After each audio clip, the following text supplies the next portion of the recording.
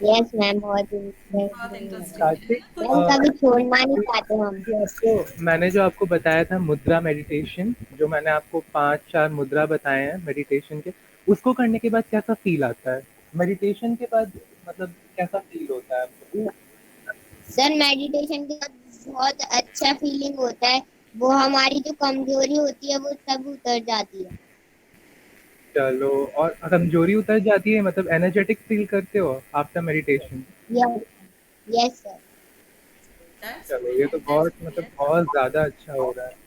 तो कुछ डिफरेंट लगता है कार्तिक, कि आपके फ्रेंड्स तो आंख बंद करके नहीं बता पाते और कार्तिक तो बता देते हैं, नो। है ना? कुछ डिफरेंट लगता है ना? मैम को नहीं बता पाती। अच्छा, अब मुझे एक एक्सपीरियंस और बताओ कार्तिक। आपको रेकी अट्यूनमेंट दी थी मैंने अब थोड़े टाइम पहले, ठीक है? रेकी फर्स्ट लेवल यस का मैम। आपको अट्यूनमेंट मिला। क्या एक्सपीरियंस हुआ रेकी जब, क्या फील करा? मैम पावर फील हो रही थी। Okay. Power, divine energy. Divine energy feel, और कैसा कुछ फील हो रहा था, कुछ बॉडी में कुछ लग रहा था? यस मैम, टीचिंग हो रही थी। इचिंग हो रही थी। ओके। और फिर उसके बाद आपने मैम हीलिंग हीटिंग स्टार्ट, थी। Yes ma'am. उसके बाद आपने हीलिंग स्टार्ट करी अपनी, है ना? डेली अब हीलिंग कर रहे हो अपनी। Yes ma'am. फिर मैंने सुना था कुछ कि अपने फ्रेंड के साथ आपने वो हीलिंग पावर आपको यूज करी, आपने कैसे यूज करी? Yes ma'am. क्या किया? मैम वो थर्ड आई थी। मैम थर्ड आई थी वो। थर्ड आई की पावर से क्या किया था?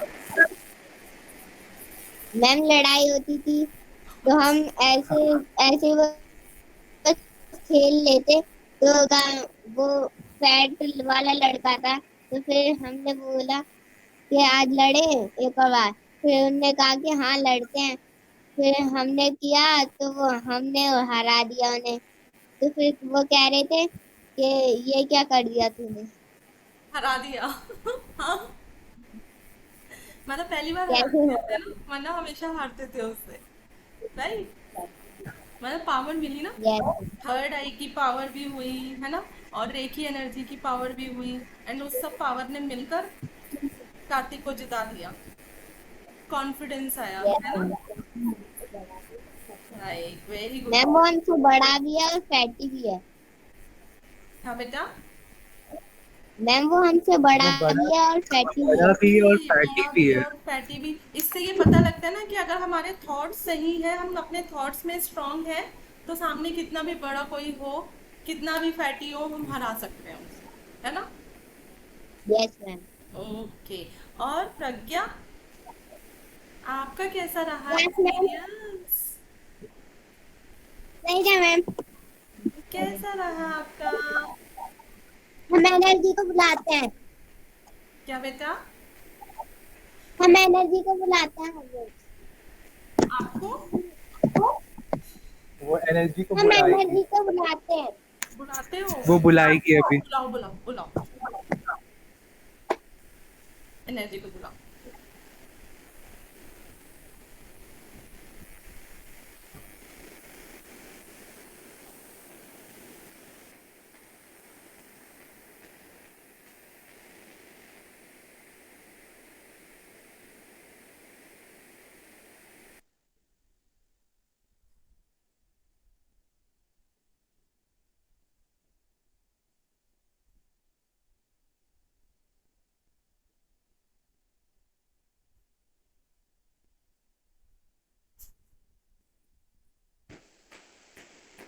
गुब्बारे गुब्बारे जैसा फ़ील हो रहा है Pragya? Yes ma'am. Yes sir. हो रहा है? क्या, व्हाट, कैसा फील हो रहा है? मैम जितना हम पास कर रहे हैं रेखी उतना और दूर कर दिए। हाँ, है ना? हेवी एनर्जी आ रही है ना? यस इसे मैम। इसे रेकी एनर्जी कहते हैं, राइट? जो और भी आपकी तो बहुत बीच में कोई स्ट्रांग आ रही बैलेंस है। होता। मजा आता है इस एनर्जी के साथ? Yes ma'am. अच्छा लगता है ना? प्रज्ञा तो खेलती है, प्रज्ञा तो एनर्जी के साथ खेलती है इस खेलती एनर्जी है। के बहुत साथ। है ना? एक्चुअल में ये खेलते एनर्जी हैं इसके हमारी साथ। फ्रेंड है बेटा, है ना? सबसे अच्छी फ्रेंड है ये यस एनर्जी। मैम।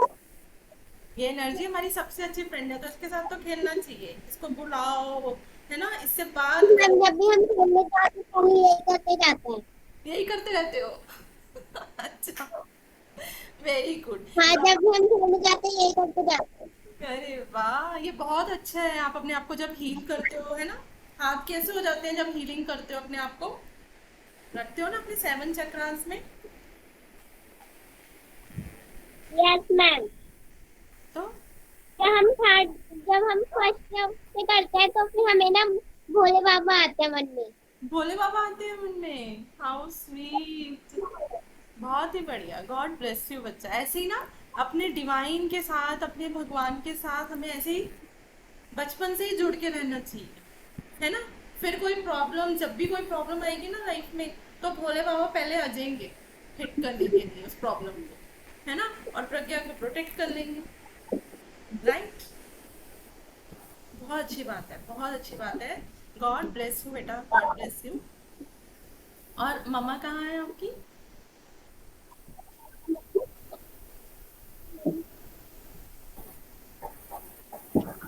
नमस्ते सर, नमस्ते मैम। हाँ जी। तो आपको कैसा लगा 21 दिन की जर्नी में? क्या चेंज फील हुआ कार्तिक के बीच में, प्रज्ञा के बीच में?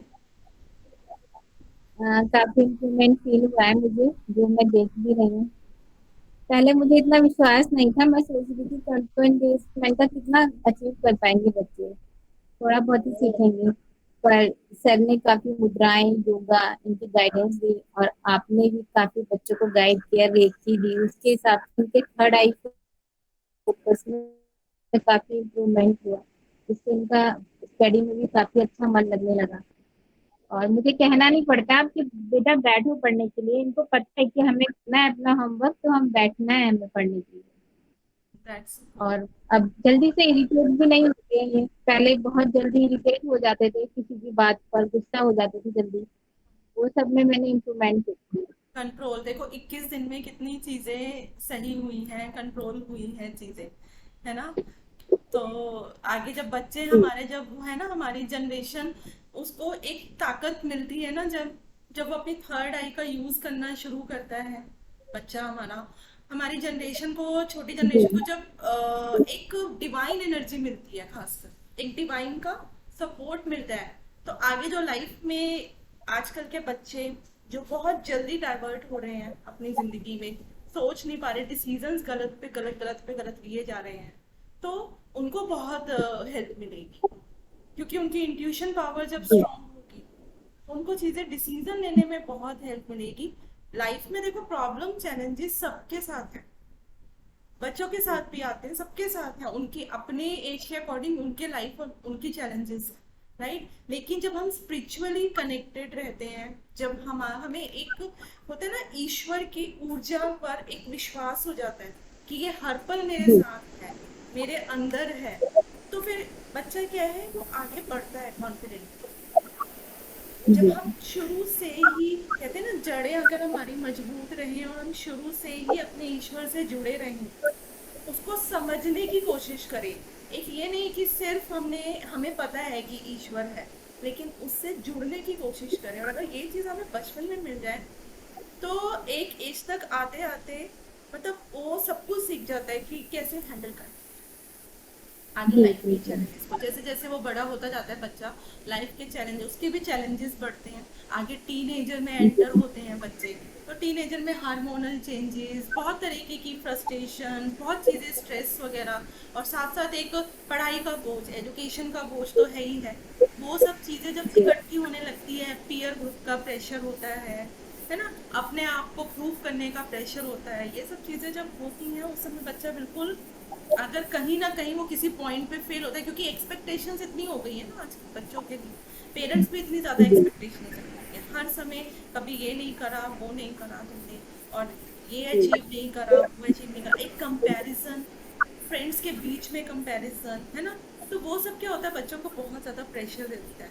तो उस प्रेशर में क्या होता है, उनके डिसीजंस गलत हो जाते हैं, क्योंकि उनको लगता है कि भाई मुझे कोई नहीं समझ रहा है इस सब चीज़ों को, तो उनके जी। डिसीजंस गलत होते हैं। तो यही एनर्जी, जब वो ब्रेन कोऑर्डिनेशन की एक्टिविटीज़ करते हैं, सो दैट उनका ब्रेन जो है दोनों लेफ्ट और राइट वो कोऑर्डिनेट हो जाता है, वो उनको समझाता है कि क्या सही है और क्या गलत है।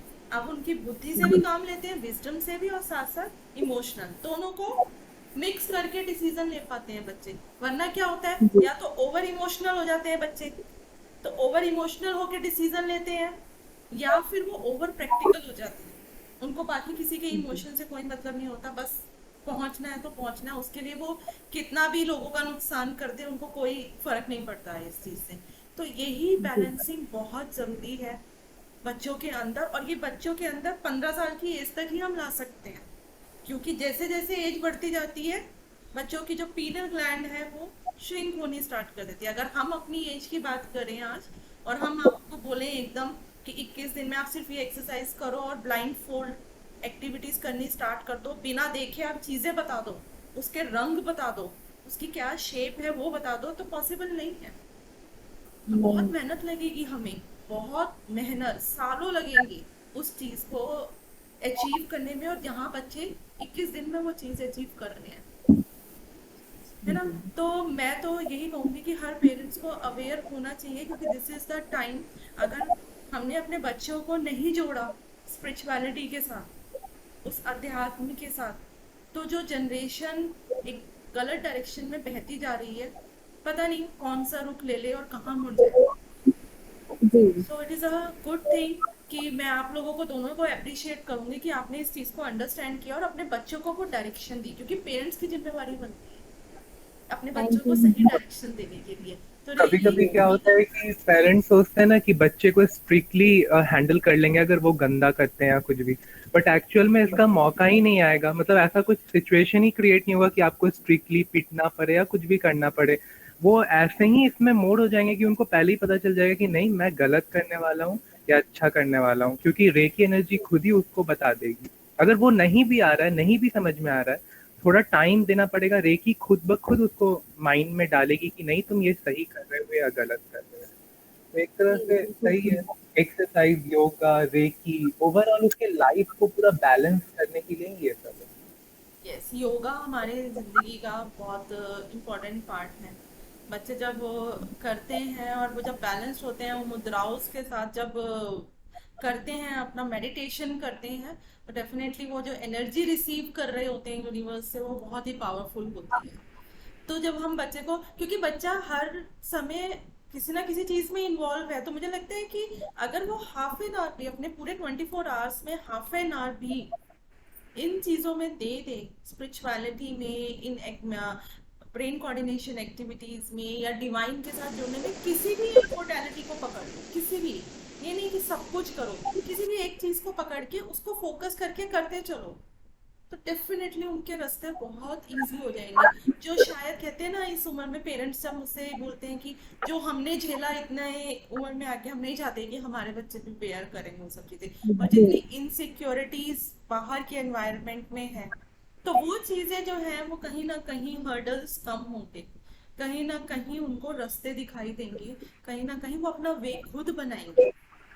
तो इट्स अ वेरी पावरफुल, और रियली आई एम ब्लेस्ड कि मुझे ये बच्चे मिले कि मैं अपनी नॉलेज को बांट पाऊँ। मतलब मैं ब्लेस्ड हूँ, I am really thankful to divine, thankful to God, thankful to मेरे साईं वीरे कि उसने मुझे ये अपॉर्चुनिटी दी कि मैं ये 3 बच्चों को अच्छे से गाइड कर पाई। And I really wish all the best तीनों बच्चों को कि अच्छे से करो, आगे बढ़ो, और बहुत कुछ अचीव करो अपने दम पर, लेकिन ईमानदारी से। सबसे इम्पोर्टेंट चीज है ईमानदारी जरूर रखना, अपने आप से भी, और जो भी काम करो उससे भी। किसी भी प्रोफेशन में जाओ, किसी भी जॉब में जाओ, बिजनेस में जाओ, जो भी करो, लेकिन ईमानदारी अपने साथ रखना हमेशा।